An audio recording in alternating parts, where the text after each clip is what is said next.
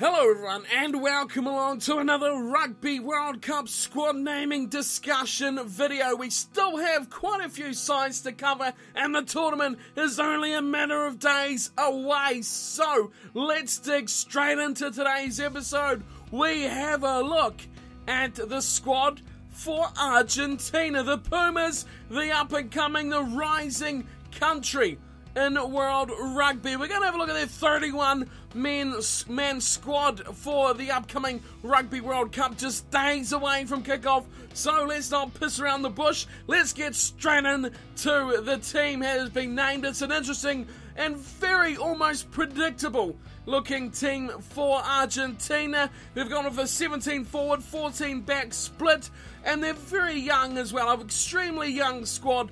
12 players under the age of 23, which is a huge look towards the future as well. So many of these players will be around for 1, 2, even probably not, but possibly a third Rugby World Cup into 35 years old. You know, the 21, 22-year-olds very much a prospect for at least 2 Rugby World Cups in the future.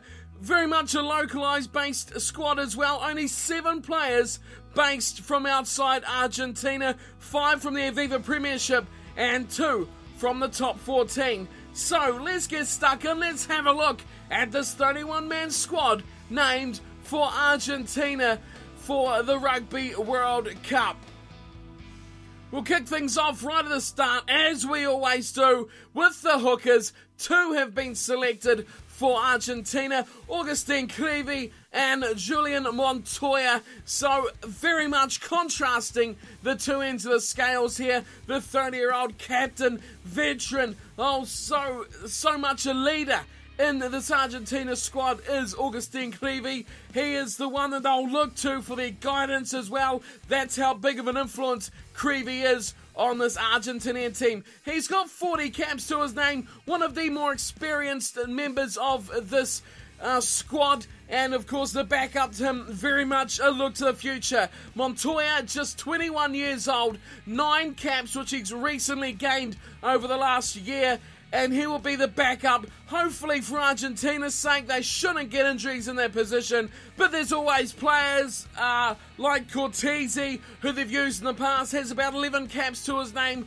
ready to come and fill in, I'd imagine, but they'll look to Creevy and Montoya to be their key components in the centre of the front row. Now we look either side of them in Argentina, a very good front row squad and front row team as well. They've gone with 5 props to sit next to their hookers, and those 5 will be Marcos Ayerza, Juan Pablo Orlandi, Ramiro Herrera, Lucas Noriega Paz, Nahula Chaparro. Those are the 5, some twisty names near the end, but we're going to look at our first from outside the Argentinian nation to get selection, and that will be, of course, Marcos Ayerza, possibly one of the best props going around at the moment from the Leicester Tigers. 60 caps to his name, easily over 3 times the most experienced prop in this squad. You know, the next best is Chaparro, who has just 20. He'll have a bit of a mix-up as well with the likes of Orlandi, Herrera, Paz, who would love to take his spot. It's a strong front row, but I think Ayerza is going to have a lot of pressure. He's going to need some performances from possibly Chaparro, I'd imagine. Herrera was found out a bit in the Rugby Championship this year against the better oppositions.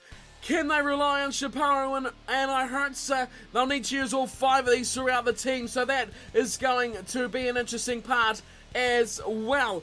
Of course, there's plenty of depth as well in the props for Argentina. The likes of the experienced Figalo missing out on the squad. You know, is he unlucky? But I think they've really pulled in for the youth. The likes of Paz especially has been one that has really forced his way in due to his potential, like Chaparro as well, to be a real frontline prop for Argentina. But again, you can see the age factor coming in here as well for Argentina.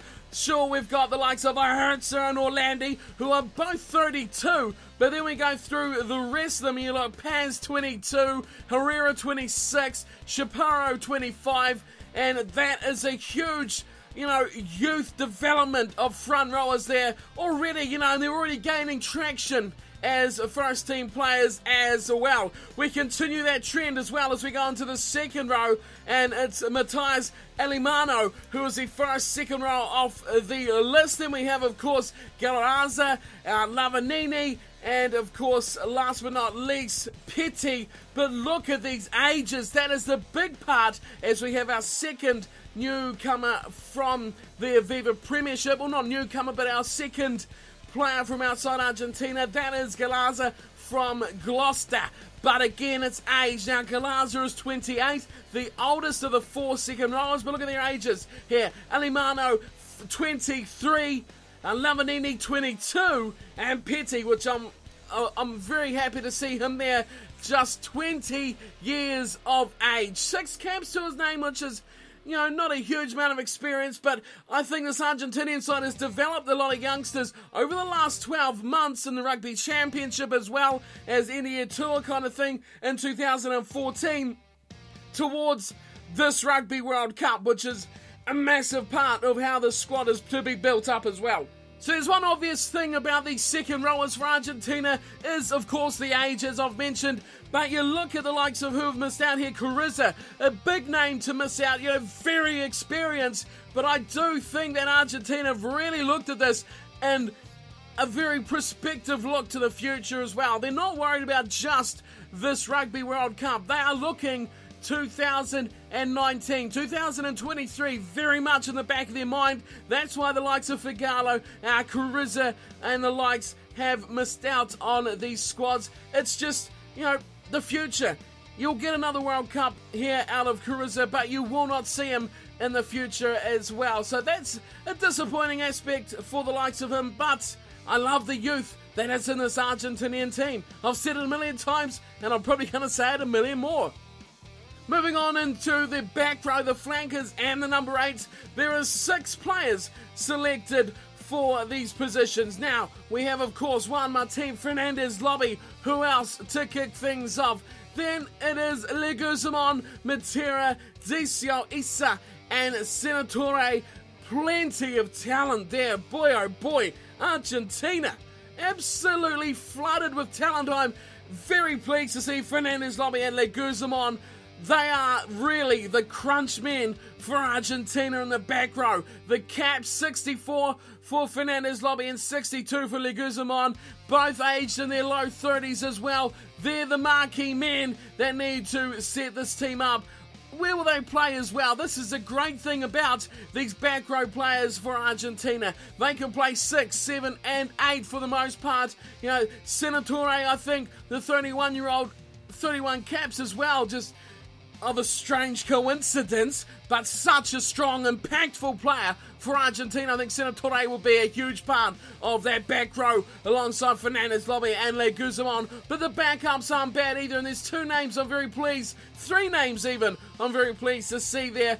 Issa and Decio, I think, are massive newcomers to the scene of Argentina, especially Issa, who is only 21, 7 caps, come along very nicely this year before the Rugby World Cup. And of course, Pablo Montero, we've seen him in and out of Argentina over the last couple of years. Only developed 16 caps, but still I think a very good out-and-out open side flanker as well, which is something, that the Fernandez Lobby and Leguizamon do bring. Like, they are great players in the ruck, but they're just... Matera is that out and out. He's a straight in and out ball stealer, ruck disruptor, and I think that's a great mix to have in with your back row players as well. With his big names, Senatore, I'm expecting big things from him. Big differences when he was in and out of the Argentinian squad throughout 2015 from Senatore as well. Big noticeable factor when he was missing from that forward pack. So that is the front 8 positions, you could say, of the Argentinian squad. The hookers, the props, the locks, flankers, and number 8. We move ourselves into the back line now, and this is where Argentina are going to make or break their World Cup year. We know their forward pack is good enough. Their front row can win scrums and dominate matches as good as anyone in the world. We've seen it against South Africa a month or two ago that they can step up to the mark. It's consistently to play at that level that they are struggling to come with grips with. Now, the backline, I think this is where they've struggled to step up to the lofty heights that their forward pack can more often than not get to, but this World Cup could be a big part for them. Now, the scrum halves will kick off things with the number 9s, and I think Argentina are blessed with two very, very good scrum half players, Thomas Cabelli and Martin Landajo. These are two fantastic little scrum halves. Big caps as well, Cabelli 38, Landajo 46, but this is great because they complement each other so well, and they're so even in a good way because they're both good enough to start, but it's like you bring on an equal replacement off the bench that Cabelli or Landajo, whoever it may be, is that good that they step it up to that same level and they don't lose anything no matter who starts or who comes off the bench. I think Cabelli definitely was brilliant this year, possibly one of the best players in the Rugby Championship as well. Landajo, we've seen his best in the past. I hope that he brings his A game back for the Rugby World Cup, back to where we know he can be. But I think, bless, they're two very, very good scrum halves for Argentina. Experience as well, very fast, very knowing what they're doing as well. They're aware, and their knowledge of how they play is very much at the forefront for this Argentinian team. Now we move to the fly halves. Now this is, quite an interesting spot here because they've got Santiago Gonzalez in at one and Nicolas Sanchez in at the other, but the one I'm more interested in has been actually listed as a centre, so I'm going to move him up to a fly half because I think that's how influential Juan Martin Hernandez is to be called a fly half instead of a centre as well. Nicolas Sanchez, a good player, but I think he's dropped off a bit in 2015. I think that match we've seen Juan Martin Hernandez absolutely blitz it was just a fantastic display, and I think it should hopefully improve what we've seen from Sanchez as well and lift him up. Santiago Gonzalez, what are we going to see more from him? 18 caps, not too sure where he's really going to fit in lesser matches as well, possibly for this 27-year-old. Sanchez, 26, of course, plenty of years in those two, and Juan Martin Hernandez is up to 33, so probably the last World Cup we will possibly see from Hernandez. But moving on from the fly halves, and we'll go to where Hernandez come from, and that will be the centre. So without Hernandez, there is only 4: Marcelo Bosch, Geronimo De La Fonte, Matias Moroni, and of course Juan Pablo Ciccone. So very pleased here, very pleased straight off the whistle to see Moroni and Ciccone in this team. Matias Moroni, a very, very, very good player who's come on extremely strong this season, as has Ciccone as well. 4 caps and 2 caps between those two. Then we've got the experience as well of Marcelo Bosch, 35 caps. De La Fonte has been in the squad for a couple of seasons now, has racked himself up 13 caps, but it's the age thing as well. De La Fonte is 24, Moroni is just 24, and Ciccone is 27. So plenty of years, another World Cup left in these guys. I think Argentina need to stick with this talent that they have assembled. So we'll move on to the back 3 as we have a look at the 5 players that have been announced for the wings and fullback. We start off with Aguja, Santiago Cordero, a lovely name is that. He is a quick little player as well, very, very young. Juan Imhoff, very, very talisman-like for Argentina. Then we have Lucas Gonzalez Amorosino and Jacqueline Tucalet. Very good fullback for Argentina. So I'm quite happy from this perspective that we've seen the likes of, the big names, Imhoff, Agujas, Santiago Cordero has been used very much this season as well. Amorosino, experienced fullback, but I think the one we'll need to watch for the number 15 jumper will be Tucalet. He is very capable at international level, yet to see his best at only 26 as well. Cordero just 21. How young is that to be a starter for Argentina. I think it's a great squad for the Argentinians as well. So as mentioned at the start, of course, the squad mainly made up of local players, and of the 7 overseas players, as I mentioned, Ihertz from the Lesser Tigers, Galaza from Gloucester, Fernandez Lobby, of course, from Toulon.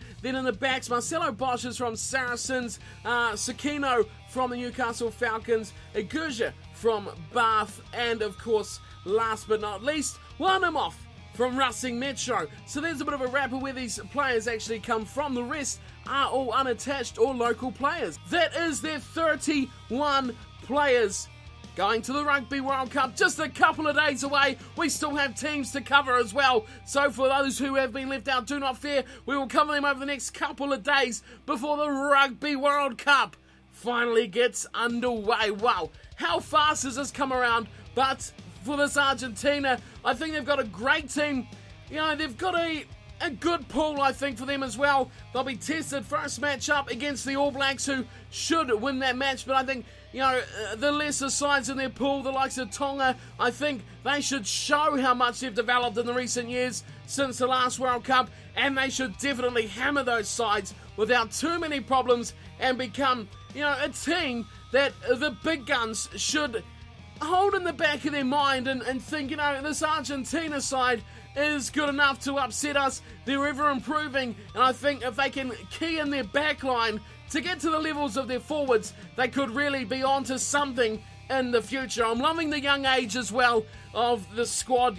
So many players we will hopefully see for Argentina in 4 years' time, even 8 years' time as well. So big squad for Argentina. Beautiful squad as well, plenty of talent throughout that, and I'm excited to see how they will go in the Rugby World Cup. Hopefully, from my perspective, not too well, at least in their first match, but I think the squad is good enough to definitely ruffle some feathers if they get the opportunity. That is my time done and dusted for today. A quick look through this Argentinian squad before the Rugby World Cup kicks off. And thank you everyone for tuning in and watching. If there's some other squads you'd like to see, do let me know. We still have plenty more coming up before the things kick off. So until then, thank you for tuning in and watching. Hope you've enjoyed this little look at the Argentinian side. Anyone from Argentina, do get down in the comments. Let me know what you think, who you think is unlucky to miss out, who you think should be there instead, anything like that in the section below. I would love to read and have a bit of a conversation with you all about it as well. But for now, that is my time. Thank you for tuning in and watching. I'll see you all next time. Until then, take care.